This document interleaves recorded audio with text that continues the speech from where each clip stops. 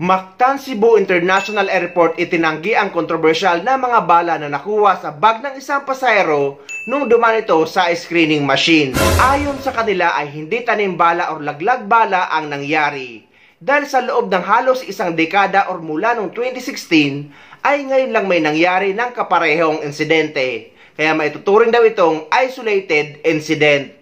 Itinanggi ng pamunuan ng Mactan Cebu International Airport o MCIA ang kontrobersiyang may kaugnay sa pagkakatuklas ng mga live ammunition sa isang pasaherong patungong Tacloban City, Leyte. Ito ang inalabas na pahayag ni MCIA General Manager Julius Neri Jr. sa pamamagitan ng isang social media post ngayong Miyerkules, Abril 2, 2025. Nabatid na ang babaeng pasahero ay isang 47 anyos na human resource manager ay nahuling may dalang live ammunition matapos maalarma ang X-ray security screening sa paliparan nitong Huwebes, Marso 27. Sinabi ni Neri na mula noong taong 2016 ay wala pang katulad na insidente na nangyari sa Mactan Cebu International Airport at ang kamakailang insidente lang ay isang isolated incident at hindi itinanim ng kanilang mga ahentes ang nasabing kontrabando. Sa katunayan, sa eksklusibong panayam ng Bomboradio Cebu kang Lizelle Mondehar, ang Regional Chief ng Department of Transportation, Office for Transportation Security,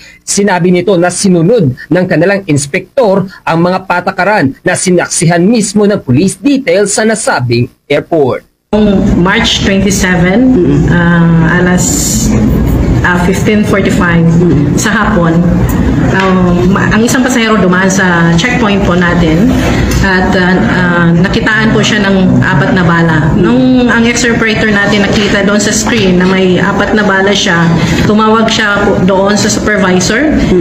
In-inform niya po yung supervisor na may nakita siyang bala, which ang supervisor naman, siya yung nag-inform sa PNP na may balang nakita.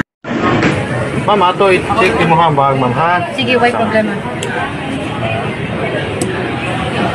Suspected.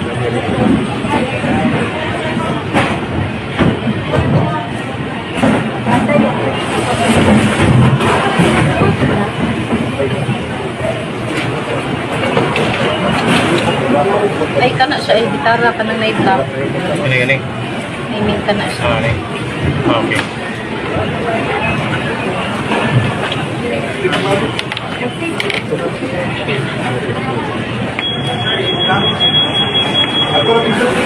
Other side lang. Kasi pagawas, ma'am ha? Yes, 5:45, sir.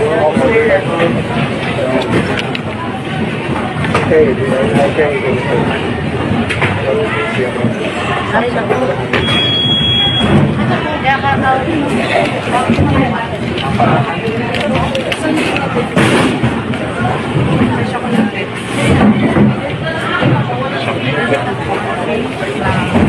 Sir, ang manager ka. Ayan, magagandang naman.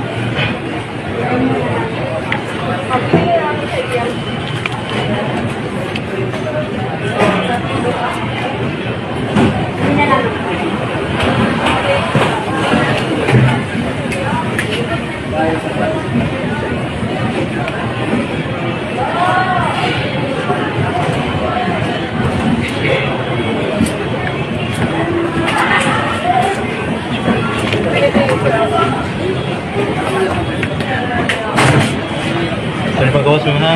Sige.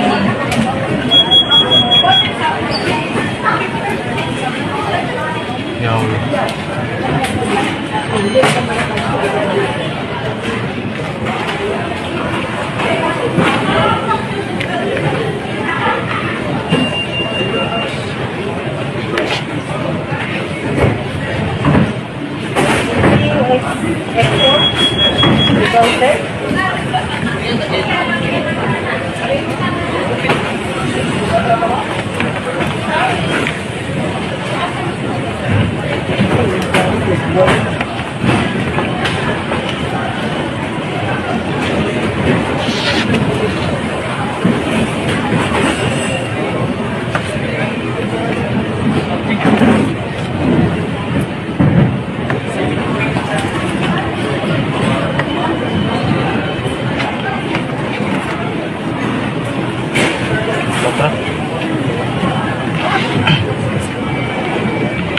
sir.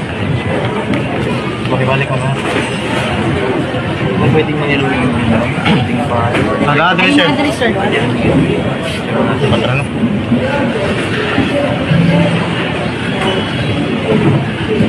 Okay na ba? Or, mora man eh? Kaya na. Mora ni.